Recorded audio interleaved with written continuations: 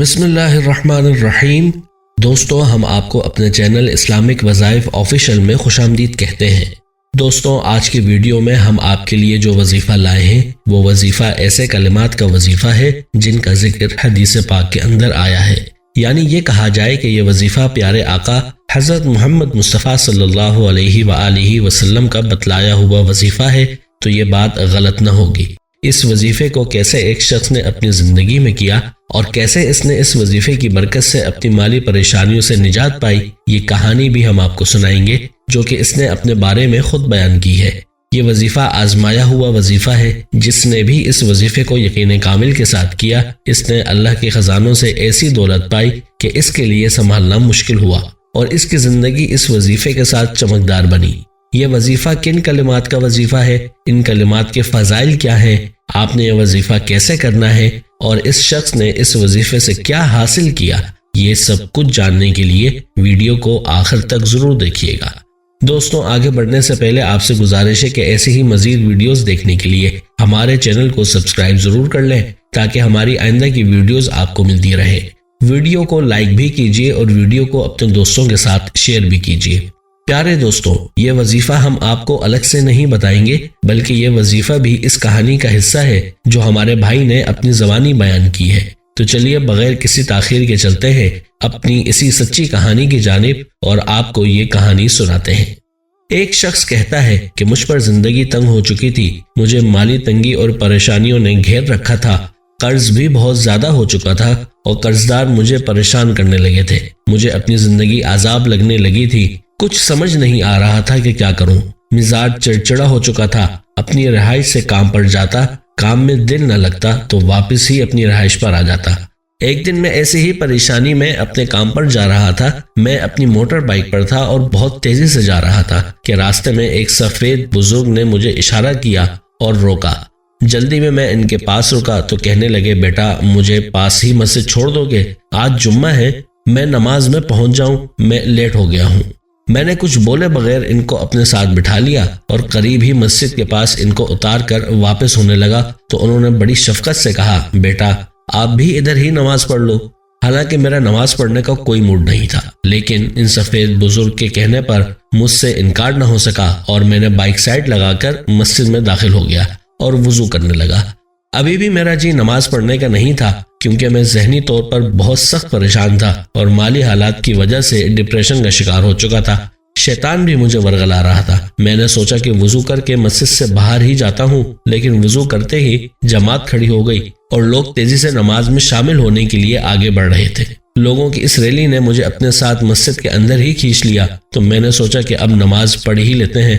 مولوی صاحب نے سلام پھیرا ہی تھا کہ میں اٹھ کھڑا ہوا اور مسجد سے باہر آ گیا۔ مسجد کے دروازے پر ایک بچہ کچھ پرچے بانٹ رہا تھا، اس نے مجھے بھی ایک پرچہ تھما دیا۔ میں چونکہ جلدی میں تھا تو میں نے اس پرچے کو جیب میں رکھ دیا۔ اب میں اپنے کام پر چلا گیا۔ وہاں پر کچھ کام وغیرہ کرنے کے بعد شام کو میں تھکا ہارا گھر آیا اور لیٹنے سے پہلے میری عادت تھی کہ میں اپنی جیب سے سب کچھ سامان باہر نکال کر سائڈ ٹیبل پر رکھتا ہوں۔ جب میں جیب خالی کرنے لگا تو وہی پرچہ میرے ہاتھوں میں آ گیا۔ چونکہ اب میں بالکل فارغ تھا تو میں نے سوچا کہ دیکھوں اس میں کیا لکھا ہے۔ تو جیسے ہی میں اس کو پڑھنے لگا تو اس پر کچھ وظائف اور دعائیں موجود تھیں جن میں ایک مالی تنگی کا وظیفہ بھی تھا۔ میری نظر اس پر پڑی تو باقی سب کچھ چھوڑ کر اس وظیفے کو پڑھنے لگا تو اس کے لیے نبی پاک صلی اللہ علیہ وآلہ وسلم کی ایک روایت درج تھی۔ ایک صحابی رضی اللہ تعالی عنہ خدمت اقدس حضور اکرم صلی اللہ علیہ وآلہ وسلم میں حاضر ہوئے اور عرض کی، دنیا نے مجھ سے پیٹ پھیر لی ہے۔ فرمایا، کیا وہ تسبیح تمہیں یاد نہیں جو تسبیح ہے ملائکہ کی اور جس کی برکت سے روزی دی جاتی ہے؟ خلق دنیا آئے گی تیرے پاس ذلیل و خوار ہو کر، طلوع فجر کے ساتھ 100 بار کہا کر سبحان اللہ و بحمدہ، سبحان اللہ العظیم و بحمدہ، استغفر اللہ۔ ان صحابی رضی اللہ تعالی عنہ کو 7 دن گزرے تھے کہ خدمت اقدس میں حاضر ہو کر عرض کی، حضور دنیا میرے پاس اس کثرت سے آئی، میں حیران ہوں، کہاں اٹھاؤں کہاں رکھوں۔ جب میں نے یہ حدیث پڑھی تو یہ حدیث میرے دل کو لگ گئی کیونکہ میں بھی اسی ہی حالت سے دوچار تھا۔ میں نے عزم کر لیا کہ اب میں بھی نماز پڑھوں گا اور فجر کے بعد ان کلمات کی تسبیح پڑھتا رہوں گا۔ بس پھر میں نے اس پرچے کو سنبھال لیا اور اس کے بعد پابندی سے نماز شروع کر دی اور روزانہ فجر کی نماز کے بعد ان کلمات کی ایک تسبیح پڑھنے کو اپنا معمول بنا لیا، اور روزانہ اس وظیفے کو کرنے کے بعد میں اللہ تعالیٰ سے دعا کرتا کہ اے اللہ، جیسے تو نے ان صحابی کی مدد فرمائی، میری بھی مدد فرما۔ چند ہی ہفتے گزرے تھے کہ میرے حالات ہی بدل گئے۔ اللہ تعالیٰ نے ایسے حالات پیدا فرمائے کہ میرا قرض بھی اتر گیا اور میری زندگی بھی خوشحال ہو گئی، اور اب تک خوشحال ہے۔ میں نے اس دن کے بعد سے نہ نماز چھوڑی اور نہ ہی یہ وظیفہ۔ دوستوں، آپ نے یہ کہانی ملاحظہ کی جس میں وظیفے کی تفصیل بھی شامل ہے، جو کہ ایک حدیث پاک کی ہے۔ اس لیے ہم نے آپ کو یہی کہا تھا کہ یہ وظیفہ نبوی وظیفہ ہے، یعنی نبی کریم صلی اللہ علیہ وآلہ وسلم کا بتلایا ہوا وظیفہ ہے۔ وظیفہ بہت ہی آسان ہے، اور اسی حدیث کے پیش نظر اکثر اکابرین نماز فجر کی سنتوں اور فرضوں کے درمیان میں ان کلمات کی تسبیح پڑھنے کی تاکید کرتے ہیں۔ یقین جانیے یہ وظیفہ جو کہ پیارے آقا حضرت محمد مصطفیٰ صلی اللہ علیہ وآلہ وسلم کا بتلایا ہوا ہے، ایسا مجرب ہے کہ آپ کی تمام مال و تنگیاں دور ہو جائیں گی۔ اس لیے اس وظیفے کو لازمی اپنا معمول بنا لیں اور اس ویڈیو کو زیادہ سے زیادہ شیئر کریں تاکہ آپ کے دوست احباب اور آپ کی فیملی کے لوگ بھی اس عمل سے استفادہ حاصل کر سکیں۔ اس وظیفے کو کسی بھی صورت میں مس مت کیجیے گا، پورے یقین کے ساتھ اس وظیفے کو ضرور کریں اور اس کے کرشمات آپ اپنی آنکھوں سے ملاحظہ فرمائیں گے۔ یاد رہے کہ معاملہ سارا یقینوں کا ہے۔ جب آپ یقین کے ساتھ اللہ کو پکارتے ہیں تو اللہ آپ کی ضرور سنتا ہے۔ اس لیے وظیفہ جو بھی کریں پورے یقین کے ساتھ کریں، ذہن میں ادھر ادھر کی باتیں نہ لائیں۔ اور یہ وظیفہ تو ہے ہی نبی کریم صلی اللہ علیہ وآلہ وسلم کا بتلایا ہوا وظیفہ، تو اس میں کسی طرح کی بھی شک یا تدرک کی کوئی بات ہو ہی نہیں سکتی۔ آئیے آپ کو سبحان اللہ و بحمدہ سبحان اللہ العظیم کے چند فضائل و برکات بتاتے ہیں جو کہ احادیث نبوی صلی اللہ علیہ وآلہ وسلم میں بیان ہوئے۔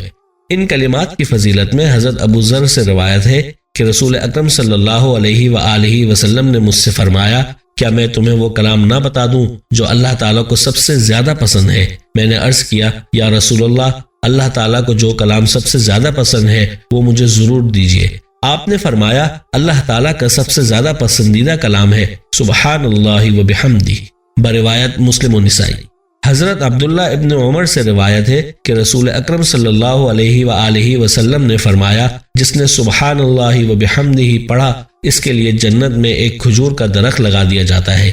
حضرت ابو ہریرہ رضی اللہ تعالی عنہ سے روایت ہے کہ رسول اکرم صلی اللہ علیہ وآلہ وسلم نے فرمایا، دو جملے زبان پر ہلکے لیکن قیامت کے دن میزان میں بھاری اور اللہ کو پسندیدہ ہیں، وہ ہے سبحان اللہ و بحمدہ سبحان اللہ العظیم۔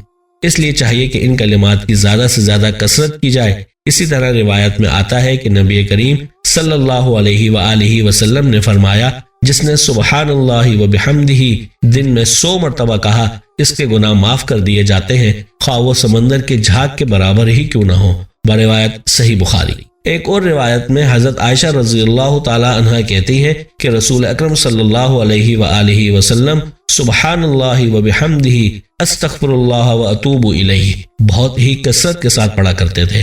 ہماری آج کی اس ویڈیو کو لائک اور شیئر ضرور کیجیے گا۔ دوستوں، ہم امید کرتے ہیں کہ آپ کو ہماری آج کی یہ ویڈیو ضرور پسند آئی ہوگی۔ اگر آپ کو ہماری آج کی یہ ویڈیو پسند آئی ہے تو آپ سے گزارش کرتے ہیں کہ آپ ہمارے چینل کو ضرور سبسکرائب کر لیں اور ساتھ ہی لگے بیل کے بٹن کو بھی پریس کر لیں تاکہ آپ کے پاس ہمارے آنے والی مزید ویڈیوز کا نوٹیفیکیشن بر وقت ملتا رہے۔ سبسکرائب کے ساتھ ساتھ ہماری ویڈیوز کو لائک بھی کریں اور اپنی قیمتی رائے کا اظہار کمنٹس میں ضرور کیجیے گا۔ پھر حاضر ہوں گے ایک نئی ویڈیو کے ساتھ۔ اللہ حافظ۔